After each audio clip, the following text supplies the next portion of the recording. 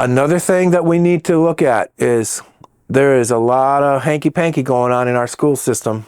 You know, they're teaching stuff. They got pornography in the books that, you know, I watched a video. There was a show where a lady was reading from a book at a school board meeting, and the school board, this was in Georgia, said to her to stop reading because it was inappropriate for children. And of course she said, yes, that was her whole point. And this sort of thing happens all the time. And they're indoctrinating rather than teaching people how to think for themselves. And that is, once again, you have this bureaucratic mindset that certain people know better, and they should decide what people learn, what they don't learn, and it should be the same for everybody. And you know, this centrally run system of indoctrination, and that's got to stop. And I think that is fundamentally what happens when the state gets involved and takes over the education business. It should be done, I mean state, I mean the central authority. This education should be controlled locally. It should be the parents deciding where to send their children. So I'm a big believer in school choice. I don't believe that we should be forced to pay money for an education that we don't want. That's just wrong. You know, how have we gotten so far off from our founding principles of liberty and justice for all? Like, this is just the wrong direction. So we need to change that.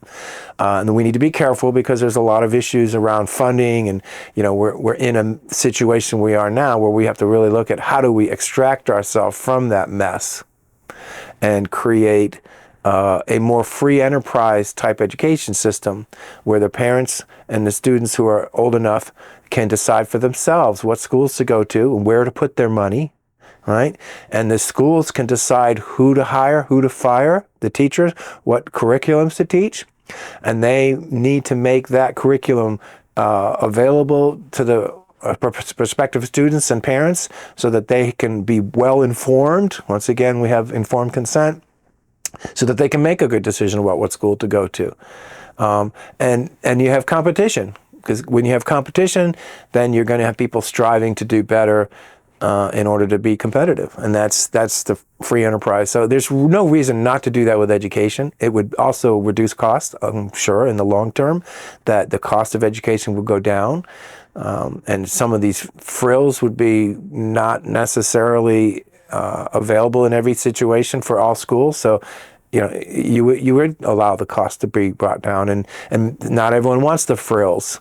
You know, maybe we get back to some of the basics and learning reading and writing and arithmetic.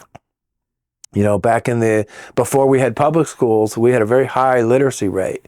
And ever since the start of the public school movement, which really goes back to the 1840s and is when it really got started, and it really took off in the early 1900s with the progressive movement and with the state centrally controlled education and curriculum, and it's gotten more expensive.